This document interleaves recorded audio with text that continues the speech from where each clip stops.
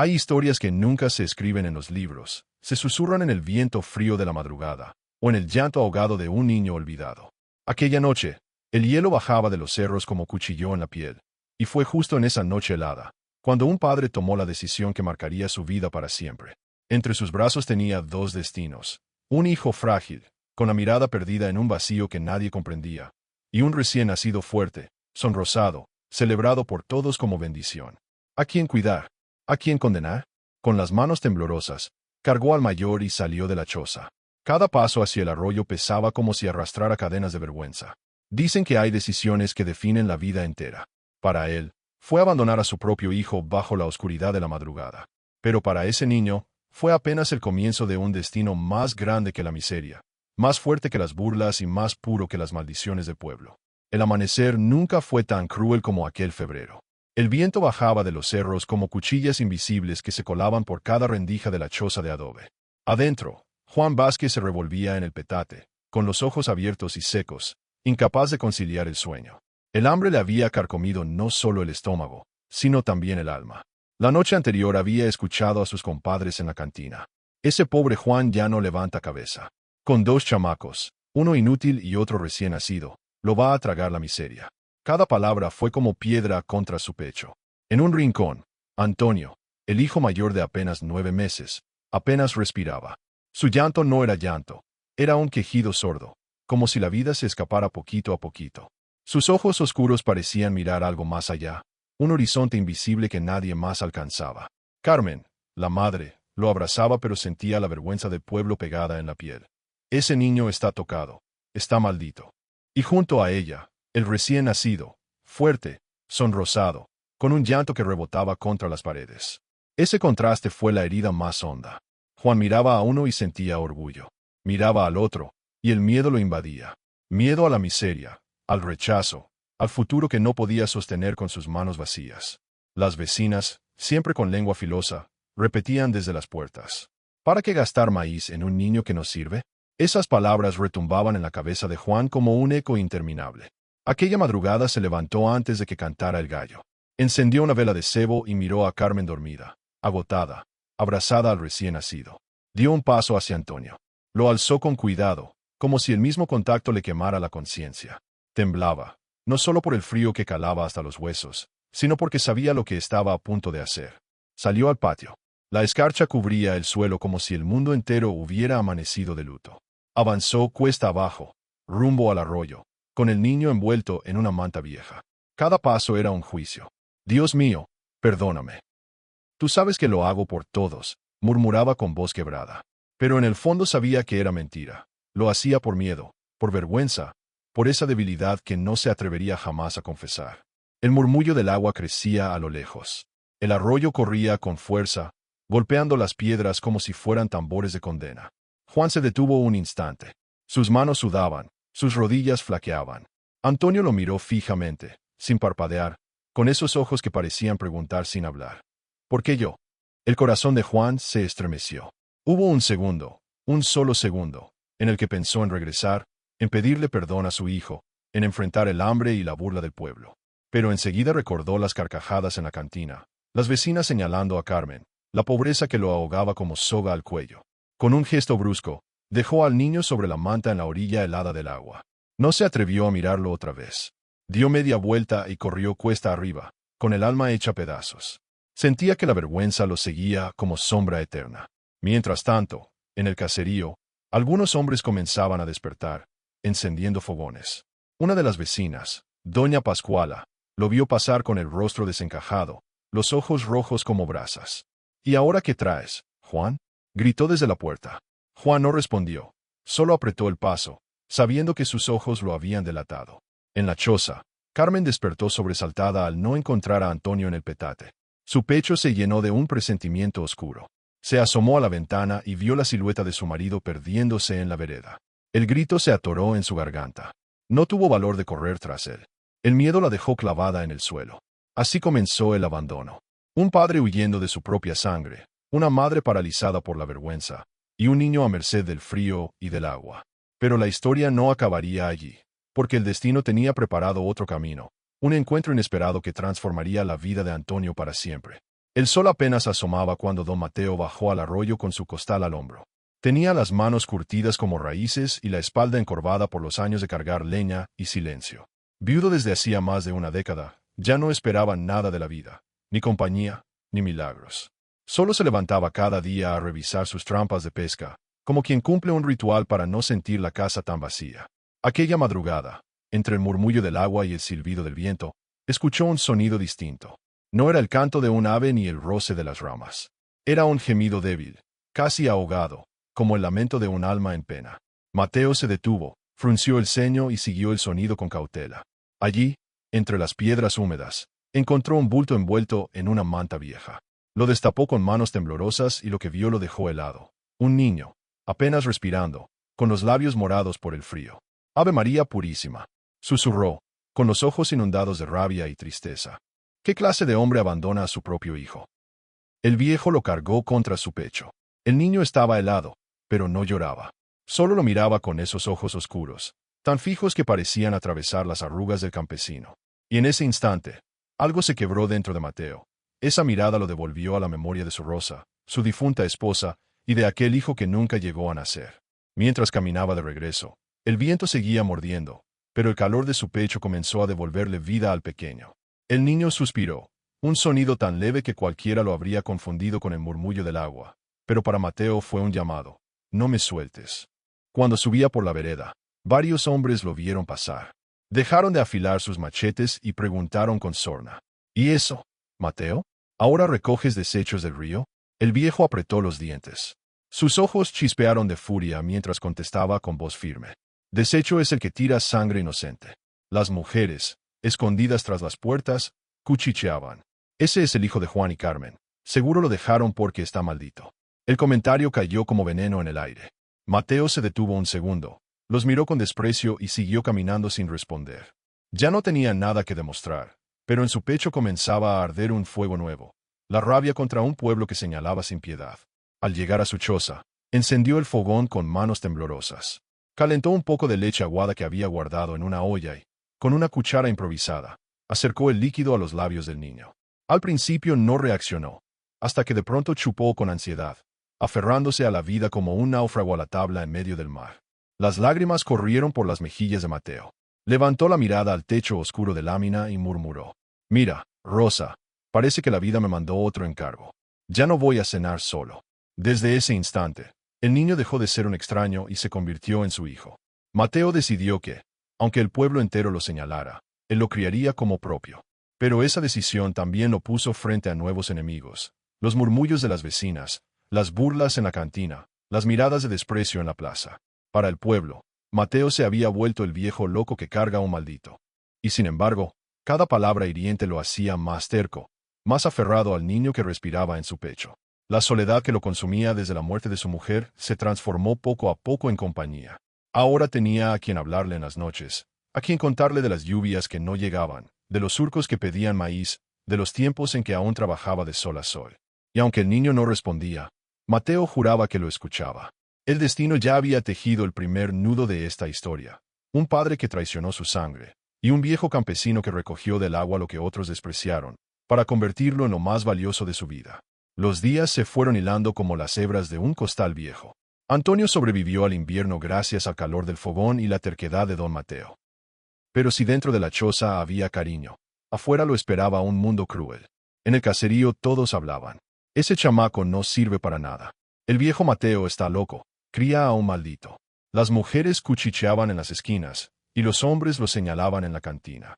El niño crecía callado, sin risas ni balbuceos, con esa mirada fija que incomodaba a cualquiera. Para muchos, era un estorbo. Mateo lo llevaba amarrado al pecho en un rebozo viejo mientras trabajaba en el campo. Los vecinos se burlaban: «Míralo, parece que carga un costal vacío, nomás para presumir». El viejo apretaba los dientes y seguía caminando. No necesitaba responder. Cada palabra de desprecio se volvía un clavo más en la cruz que cargaba, pero también un motivo para no soltar al niño. Una tarde en la plaza, mientras vendía leña, unos muchachos se acercaron y empujaron a Antonio. Cayó al suelo, delgadito, torpe, pero no lloró. Se levantó despacio y los miró fijo. Esa mirada, profunda y extraña, los hizo retroceder como si hubieran visto un fantasma. «Da miedo», Parece que te atraviesa, murmuró uno. Mateo los apartó con rabia, abrazando al niño. La bobería está en reírse de un inocente. Pero el rechazo no venía solo de los vecinos. Carmen, la madre biológica, lo veía pasar desde la puerta de su casa. El corazón se le encogía al reconocerlo. Varias noches salió en silencio, dejando cerca de la choza de Mateo un puñado de tortillas o una cobija vieja. No se atrevía a acercarse más. La culpa era un muro demasiado alto. Juan, en cambio, no soportaba la vergüenza. Se hundía en el aguardiente barato. Cada vez que veía a su hijo de la mano de Mateo, bajaba la cabeza. Sentía que esos ojos lo perseguían como recordatorio eterno de su traición. En la cantina, entre copas, juraba que no era su hijo, pero por dentro, la herida lo desangraba. El contraste era brutal. Un pueblo que rechazaba, unos padres que callaban y un viejo que resistía contra todos. En las noches, frente al fogón, Mateo le hablaba al niño con voz cansada pero firme. No hagas caso, hijo. El mundo teme lo que no entiende. Tú sigue de pie. Yo aquí estaré para que nadie te derrumbe. El dolor de ser señalado no desaparecía, pero poco a poco se convertía en algo más, en la semilla de la resistencia. Antonio, aún sin palabras, parecía absorber cada insulto y transformarlo en silencio fértil. Y ese silencio, lejos de ser vacío, era una fuerza que empezaba a crecer. La vida, sin embargo, todavía tenía pruebas más duras preparadas. Porque el rechazo del pueblo no sería el único enemigo. Pronto vendrían tormentas que pondrían en juego no solo la dignidad de Antonio y Mateo, sino la sobrevivencia del mismo caserío.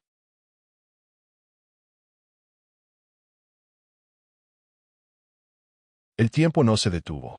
Antonio fue creciendo delgado, callado, con esa mirada fija que incomodaba a cualquiera. A los 4 años ya corría por los surcos de milpa, aunque nunca pronunció palabra. Su silencio era como un espejo donde los demás veían lo que no querían enfrentar. Miedo, prejuicio, superstición. Mateo, sin embargo, comenzó a notar algo distinto. El niño parecía ver lo que otros no veían. Recordaba los caminos del campo, reconocía las plantas medicinales antes que los propios curanderos, y distinguía la lluvia por el vuelo de los pájaros. Una tarde de tormenta, cuando todos se resguardaban en sus chozas, Antonio se levantó de golpe. Corrió hasta la puerta y señaló con insistencia el techo. Mateo, intrigado, subió a revisar y encontró una gotera a punto de abrir un boquete en la lámina. Alcanzó a repararla justo antes de que el agua arruinara la casa. Se quedó mirando al niño, sorprendido. Tú ves lo que nadie más mira, ¿verdad? Susurró con voz temblorosa. Los rumores no tardaron en crecer. En la tienda del pueblo, algunos hombres decían, ese chamaco está embrujado, seguro trae el mal de ojo. Otros, más prudentes, murmuraban, pues yo digo que algo especial tiene. Más de una vez ha salvado al viejo. El pueblo se dividió entre la burla y la sospecha. Para las vecinas, Antonio seguía siendo el raro. Para los jóvenes de la cantina, un motivo de chiste. Pero poco a poco, algunos empezaban a verlo con otros ojos. Un día, en medio de la milpa, Mateo casi pisa una culebra venenosa. Antonio, con un gesto rápido, lo detuvo antes de que el machete cayera. Señaló el suelo y el viejo descubrió al animal, escondido entre las hierbas. Mateo sintió un escalofrío. Abrazó al niño con fuerza. Tú no naciste para encajar, naciste para cuidar. Las señales se volvieron más claras cuando el arroyo comenzó a crecer con las lluvias. El agua amenazaba con arrastrar varias casas del caserío. Mientras los vecinos corrían desesperados, Antonio señaló con insistencia una gran piedra que desviaba la corriente. Mateo entendió y pidió ayuda. Con esfuerzo lograron mover la roca y el agua se desvió justo a tiempo. Las casas se salvaron. El pueblo entero presenció la escena. Hubo silencio primero, luego murmullos. Tal vez no está tan maldito. O fue pura suerte. No hay que confiarse. La tensión era evidente. Algunos agradecían en voz baja, otros volteaban la cara con desprecio. Juan, escondido entre la multitud, sintió que la tierra se lo tragaba. Su propio hijo, el que había dejado en el arroyo, ahora salvaba lo que él jamás pudo proteger. Carmen, desde lejos, lloraba en silencio, con las uñas marcando su piel por la impotencia de no poder gritar la verdad. Mateo, por su parte, miraba a Antonio con orgullo. Veía en ese silencio extraño la chispa de algo más grande que él mismo. Sabía que la vida lo había puesto frente a una misión, proteger a ese niño distinto, aunque el mundo entero se empeñara en rechazarlo. La naturaleza parecía hablarle a Antonio, y cada gesto suyo era un recordatorio de que no era un niño cualquiera. Sin embargo, en ese mismo don también se escondía el peligro. Cuanto más extraordinarias eran sus señales, más divididos quedaban los corazones del pueblo. Entre admiración y miedo, respeto y odio, todos sabían que aquel silencio escondía algo que tarde o temprano tendría que salir a la luz. El cielo se ennegreció como presagio. Las nubes se arremolinaron sobre el caserío, y el viento empezó a gemir entre los mezquites. Aquella noche, la tormenta cayó con furia. El arroyo, que tantas veces había sido compañero de juegos para los niños, se convirtió en amenaza. El agua crecía y rugía como bestia desatada. Los vecinos corrían desesperados, sacando costales de arena, levantando tablas para proteger sus chozas. Pero el río no perdona. Varias casas comenzaron a temblar al borde del derrumbe. En medio del caos, Antonio, apenas con 8 años, salió bajo la lluvia. Sus ojos, oscuros y serenos, se fijaron en un punto del cauce. Señaló con insistencia una roca gigante que retenía el agua y desviaba la corriente hacia las viviendas. «Ahí», gritó Mateo, entendiendo la señal de su hijo. «Tenemos que mover esa piedra». Algunos hombres lo miraron con burla. «¿Y vamos a confiar en el mocoso mudo?». Pero la desesperación fue más fuerte. Entre varios, con sogas y palancas, lograron mover la roca. Y de pronto, como milagro, el agua cambió su curso. Las casas se salvaron. El pueblo quedó en silencio, mirando al niño empapado, temblando de frío, pero con la frente erguida. Por un instante, muchos bajaron la mirada avergonzados. Sin embargo, otros murmuraron con desdén. «Pura suerte. Ese chamaco sigue siendo un estorbo». La tormenta pasó, pero dejó sembrada la semilla de la duda. ¿Era Antonio un elegido, o una amenaza? Pasaron unas semanas y llegó la fiesta patronal. El caserío se llenó de música, cohetes y olor a tamales. Los niños corrían tras una pelota de trapo, las mujeres vendían empanadas en canastas, y los hombres bebían mezcal barato en la plaza. Todo era júbilo, hasta que el desastre volvió a aparecer. Un caballo desbocado irrumpió entre la multitud, arrastrando un lazo enredado en su cuello. La bestia, fuera de control, corrió directo hacia un grupo de niños que jugaban en el empedrado. Los gritos fueron inmediatos. Nadie supo qué hacer. Entonces Antonio corrió. Sin pensarlo, sin miedo, se plantó frente al animal. Extendió las manos. El caballo resopló con furia, levantó las patas delanteras, y todos contuvieron la respiración. Pero, contra toda lógica, el animal frenó en seco. El niño acarició su frente y, con calma, lo guió hasta un poste donde lo amarró. El silencio que siguió fue tan pesado como la piedra más grande del arroyo. Después, un aplauso tímido rompió el aire. Luego otro, y otro, hasta convertirse en ovación. «Es el niño raro», exclamó alguien. El mismo que no habla. Pero esa vez, las palabras no sonaron como burla, sino como respeto. Mateo, con lágrimas en los ojos, abrazó a su hijo frente a todos. «Aquí tienen al niño que despreciaron y hoy le salvó la vida. No necesita voz para demostrar lo que vale». Carmen, desde una esquina, lloraba en silencio, con el corazón desgarrado. Quiso correr a abrazarlo, confesar que era su hijo, pero las fuerzas la traicionaron. La culpa seguía siendo una cárcel. Juan, en cambio, se escondió entre la multitud. No soportaba la mirada de ese niño que había condenado al arroyo, y que ahora, frente a todos, lo desnudaba con su silencio. Esa noche, al regresar a la choza, Mateo se sentó junto al fogón con Antonio a su lado. El niño, sereno, acariciaba una ramita entre los dedos, como solía hacer cuando pensaba. El viejo lo miró con voz temblorosa y dijo: «Hijo, hoy el pueblo vio lo que yo siempre supe, que no importa lo que falte en tu boca, lo que sobra está en tu corazón. Y tu corazón es más grande que todos juntos». Antonio apoyó la cabeza en su hombro. El fuego crepitaba y el viento afuera movía las ramas del mezquite, como si aplaudiera también. El caserío nunca volvería a ser el mismo. El niño señalado se había convertido en símbolo de algo que nadie podía negar, que el valor no siempre se grita, a veces se demuestra en silencio. Con el paso de los días, el recuerdo de aquella fiesta patronal se convirtió en relato repetido junto al fogón de cada casa.